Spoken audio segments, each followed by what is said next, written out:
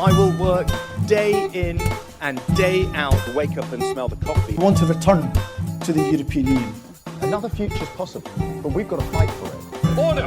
Hello and welcome to the Debated podcast. As always, I'm your host, Will, and in this episode, I'm delighted to be joined by George Baldock, a member of the Labour Party, running to be the next disability officer for Young Labour, who has an experience of pupil referral units, which we're going to be discussing in the podcast, as well as broader educational policy. Welcome to the podcast, George. Oh, thank you for having me. I'm looking forward to getting into the discussion. Yes, absolutely. So the first question that I'd like to ask is, could you tell us a bit about how you became aware of pupil referral units and what your experience of them was? Well, it was very difficult for me not to become aware because I found myself in one at the age of 12, and I stuck there throughout all of my secondary education. I'd had a very miserable time in the first few months of secondary education. I couldn't manage it. I suffered then and still do with anxiety and depression. That made that totally impossible to stick with. So I ended up in a pupil referral unit. And for me, I mean, that transformed my life. You know, it was a fantastic thing. But even then, even as a student, I couldn't escape the fact they have a terrible reputation. They have little funding. Milton Keynes Council does a fantastic job with them, as I'm sure we'll get onto later, but in general, they have no funding. And, you know, they are not supported the way they need to be. So I noticed that as a student, since I've left, it's something I've remained very passionate about and done lots of research into. And recently got some unexpected media focus on that as well. So it seems that, you know, every day for the last couple of months, it has been in my head on pupil referral units and what support they really do need, because they don't have enough. And I'm excited at any opportunity I get to talk about them. Mm-hmm. And you just mentioned the perception that many people, perhaps particularly in the media, have towards them. Why do you think that there is this perhaps negative perception, and where do you think it comes from? Well, I think that negative perception is just, it's rife in the media. It's just, and I think also in the general, you know, it's not a media thing.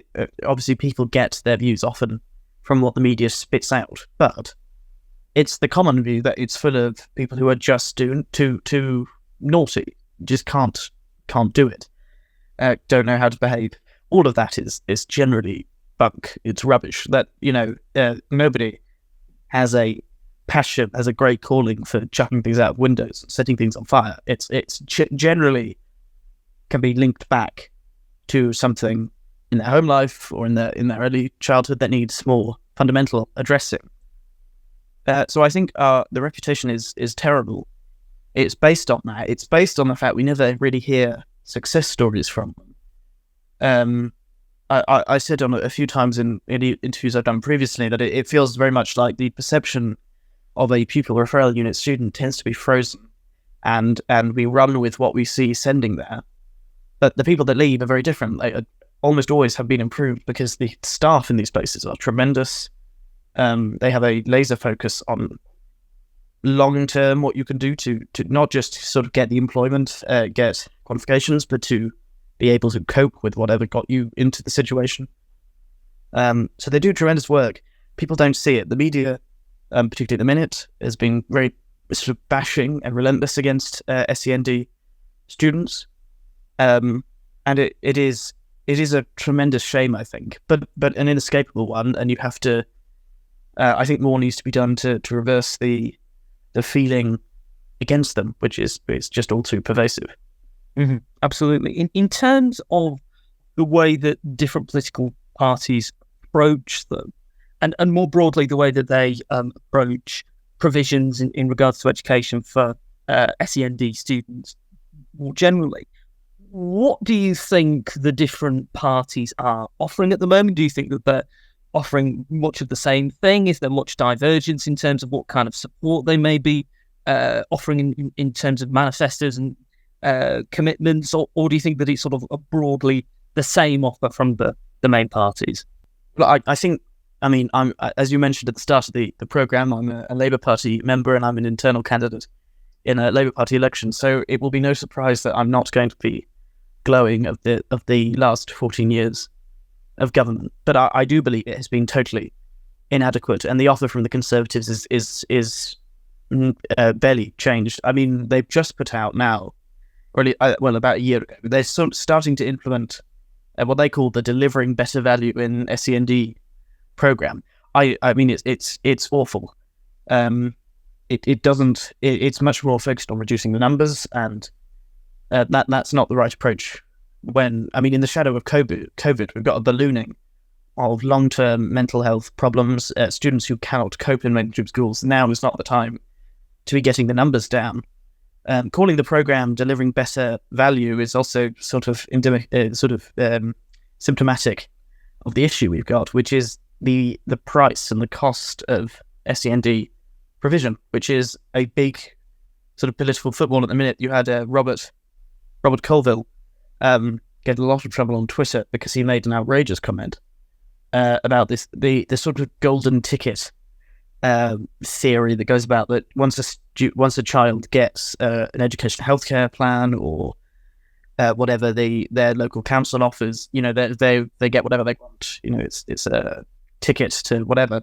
It clearly is untrue. Any SEND experienced person or parent will tell you it's not true.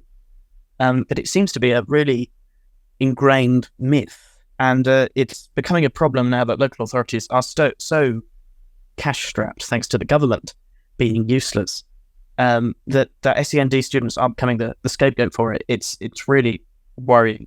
So the Tories are out in terms of SEND provision. With Labour, I preface this by saying it will be better for SEND students under a Labour government. I have no doubt.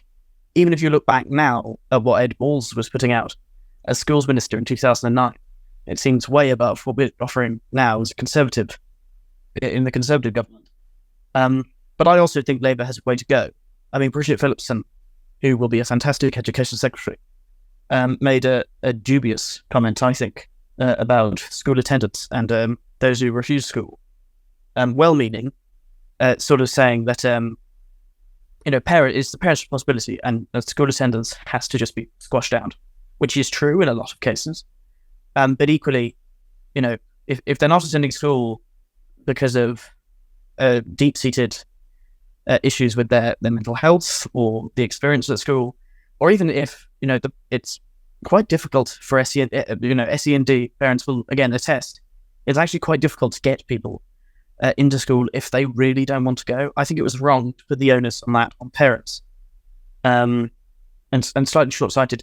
I mean, she will be fantastic. Labour will do a better job, but there is still it feels like a gulf of understanding towards pupil referral units. As far as I know, there is no well sort of documented or proper plan for SEND yet, and we are still probably nearly a year away from the election. So that's not a huge concern, but Labour has to take it seriously, and it's very easy to say the Tories have failed because they demonstrably have, but actually Labour-run councils don't always do better. You look in Oxford, the Labour group monstrously, in my view, pulled out of the coalition in a sort of political dance to try and avoid blame for what were widespread SEND failings over there. I mean, I've read the reports, it brings you to tears. They're terrible stories. And for the Labour Party over there to make points and withdraw, I thought was awful.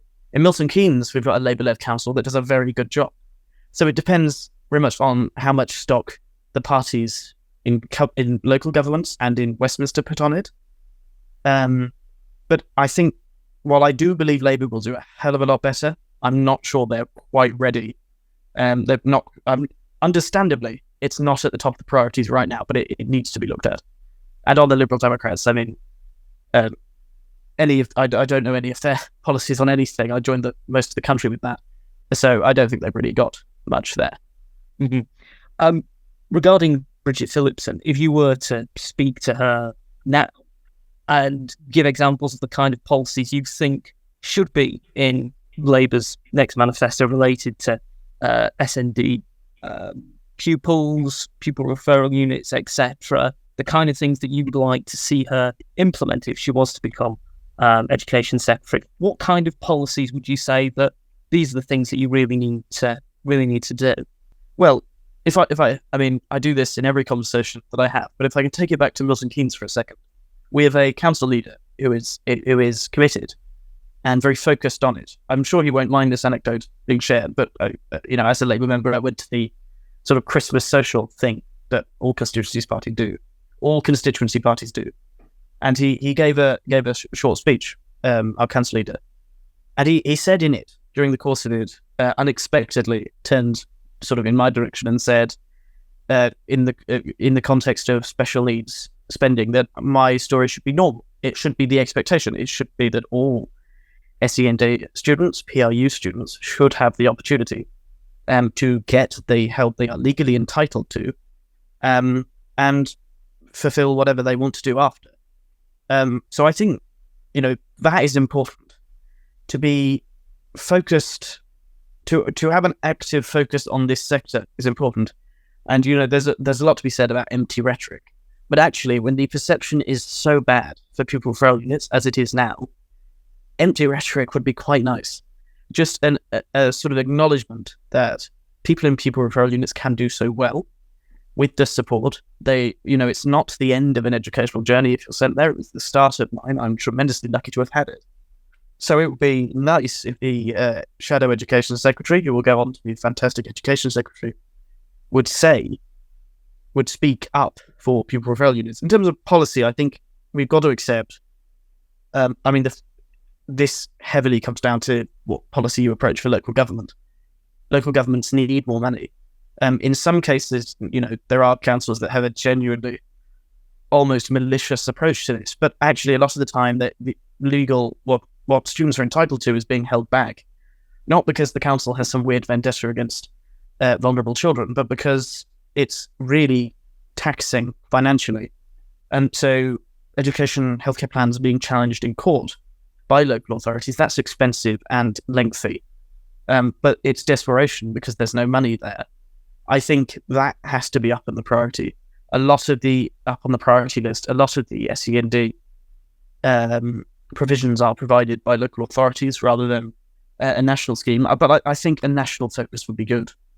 Accepting that there are always going to be students where early intervention fails. Early intervention is important, but you also need to get in there and accept on occasion it doesn't work, and we need to have a proper, sustainable solution for those who mainstream education doesn't work for. It never worked for me. At the time I needed it, it never would have worked. So we need to be able, pupil referral units have their place in that sense, and they need to work well with mainstream education. The other things, you affect the whole. One of Labour's policies at the moment is a mental health practitioner in every school. I was pleased to see, actually, the only time I'll praise the Liberal Democrats ever, but they put that forward on one of the opposition days recently. They put that forward as their motion. That is a really important policy, and I'm glad that's being pursued, because for SEND education to work, you also need a strong and resilient and effective system in place in mainstream education for those with SEND difficulties. Not all students with educational challenges will need to attend alternate provisional centres. Not all of them will need extensive or constant monitoring or whatever. Most will be able to get on absolutely fine with minimal support. But you need to ensure that minimal support is still there. All the time, it doesn't feel like it is at the minute. So we have a system where everything gets to breaking point before anything is done, and that's not healthy for the students, for the parents, for the schools, for the local authorities, for anyone. That's a terrible system. I think putting a lot more focus on this as a section of the Department of Education would be really, really helpful. Absolutely. In terms of thinking about broader education policy, what do you think we need to do to improve the educational experiences of children overall? Is it a case of simply more funding? Is there a particular policy that you think needs to be implemented that would impact the experience of children overall? What do you think? So I will always bang the drum personally for vocational qualifications. It's not a route I took. I've told this story loads, but when I applied after leaving a pupil referral unit, I sent off 2 applications, one to the local sixth form to do A-levels, which is the one I took, but the other was to go to a college and do a floristry course. And I think that sort of thing is important. Academically rigorous study will just not be for everyone. So I think, and this, from what I can gather, does seem to be something the Labour Party is very interested in doing, is ensuring there is vocational, technical, and challenging opportunities if you want to pursue that. So the BTECs are sort of in trouble at the minute. The T-levels were dead on arrival. But we need a sustainable option that actually leads. I mean, this would help, I think, the whole economy, where we have a skills problem. We must do more for vocational education, particularly in, I know this question was for the whole education system. It applies everywhere, but actually in a pupil referral unit, a particular skill or a particular trade is such a powerful way to get people out of what could be sort of a bit of a rut. That's so important across all of education. I think it will be a good thing for the next Labour government to focus on. I think they will. I think we're at the point now where both parties are agreeing that the A-level probably needs to be ripped up. So that will presumably happen in the next decade. It'll take ages because everything does. But I hope when it is sort of replaced, it puts much more focus and scope for vocational, practical qualifications for people who want to go into skilled trades that Britain used to be so good at. In terms of looking at education for particularly younger children, there was a bit of a guffaw in the House of Commons over Labour's policy related to brushing teeth for the under fives. Andrea Leadsom made a rather interesting comment about when But that's what. yes, thinking of that and thinking more broadly about the kind of education that we provide for younger children, is there something in terms of the way that education should be developed for younger children that you think needs to be changed, particularly given that education at a young age is so important? And obviously there can be differences even at a young age in the way that a child learns and the way that they engage with information and engage with particular subjects. Well, I'll resist the urge to make some sort of Leicester style joke about once a child is in school for 3 years, they've actually been there for 10. What a remarkable comment.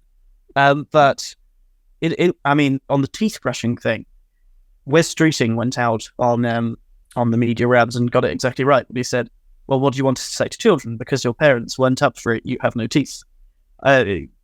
Ideally, that should be the responsibility of the parents, but for often very valid reasons, a lot of parents have other, it slipped under the radar.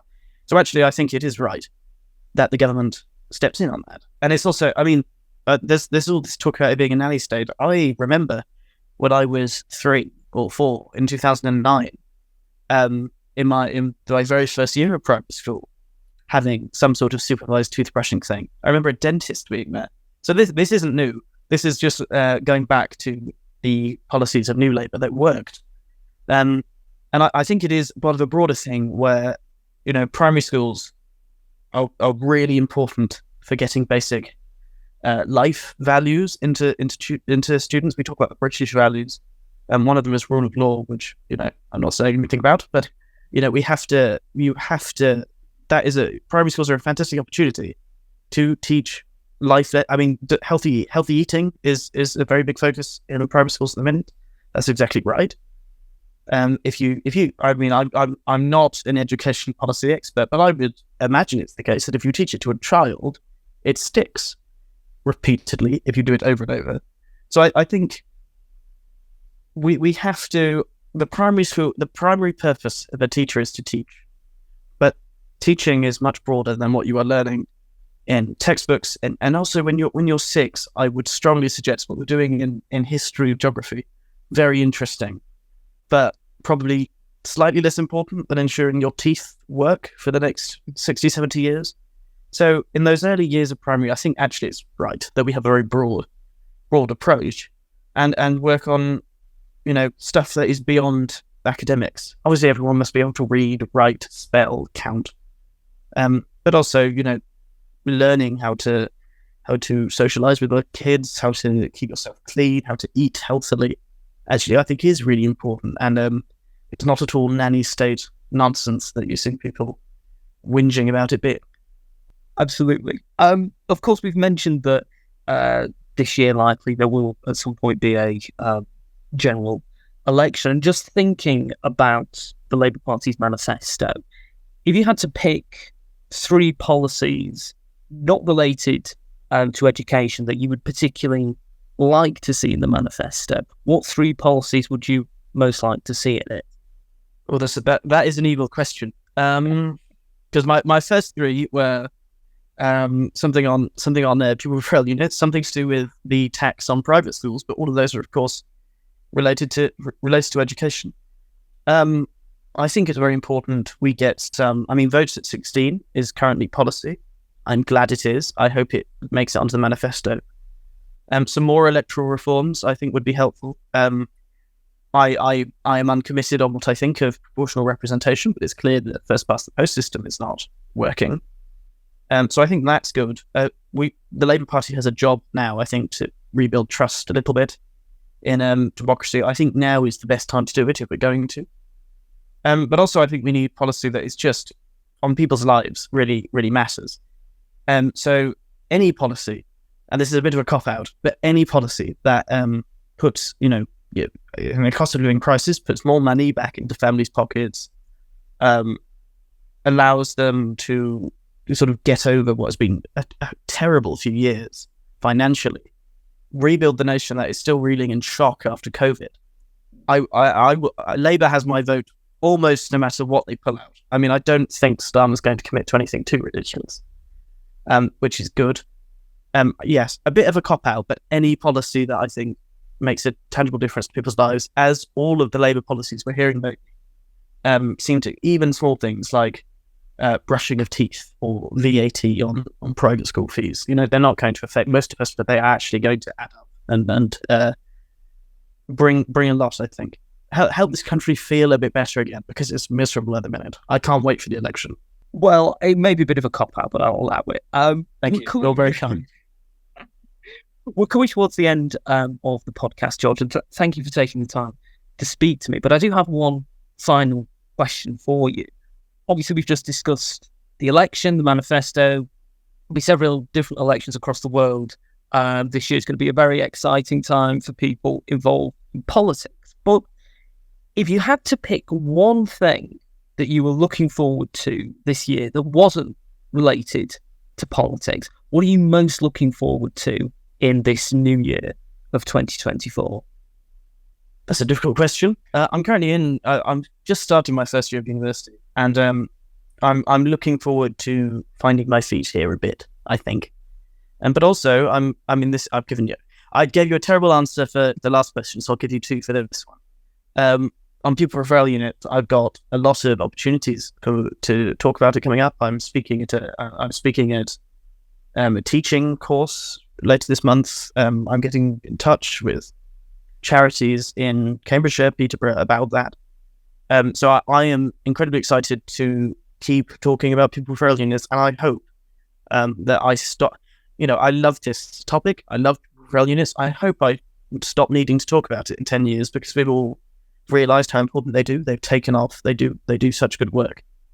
But that's what I'm excited in 2024 to basically keep doing what I did in 2023, but also try and help this cause as much as I can. After I got a fantastic opportunity last year to talk about it, to keep it up and do everything I can to give back after I had such a fantastic experience in them myself. Well, that's a fantastic answer to my question. Thank you very much for coming on the podcast, George. If people want to find out more about you, follow the sort of things that you're getting up to, where should they go to find out more about you? Well, my Twitter is a good one. That's at I am G Baldock. I tweet a lot about SEND policy. You can read my commitments if you're a Labour Party member and want to back me. I probably shouldn't plug myself here, but I will. Equally, I tweet a lot about Milton Keynes. So if that's what you love, as you should, it's the best city in the country. Follow me there. I think that is the best place. But also, my email is floating about somewhere on there. So go there. I'm always happy to get in contact with people if you want to talk to me about my experience and think there is a way that I could help with it, or if you want to talk for any purpose about that, I love talking about Pupil Referral Units. I'm not going to stop doing it if I keep getting the opportunities to. So I feel free to follow me on there, message me, and keep up with the increasingly difficult world of SEND and the wonderful world of Milton Keynes and internal local politics stuff, which I'm sure appeals to maybe 2 people listening, perhaps. I'm sure it will appeal to more than 2 people listening. Thank you once again for coming on, George. Thank you so much for having me. It's been lovely to speak to you. Thank you for listening to this episode of the podcast. If you've enjoyed it, you can subscribe to us on iTunes, Spotify, Podbeam, and Amazon Music. You can also follow us on Twitter, @DebatedPodcast, like us on Facebook, Debated Podcast, and if you'd like to get in touch with us, whether about appearing on an episode of the podcast or commenting on an episode that you've listened to, you can do so at thedebatedpodcast@gmail.com. Thank you for listening. I hope you listen to the next one.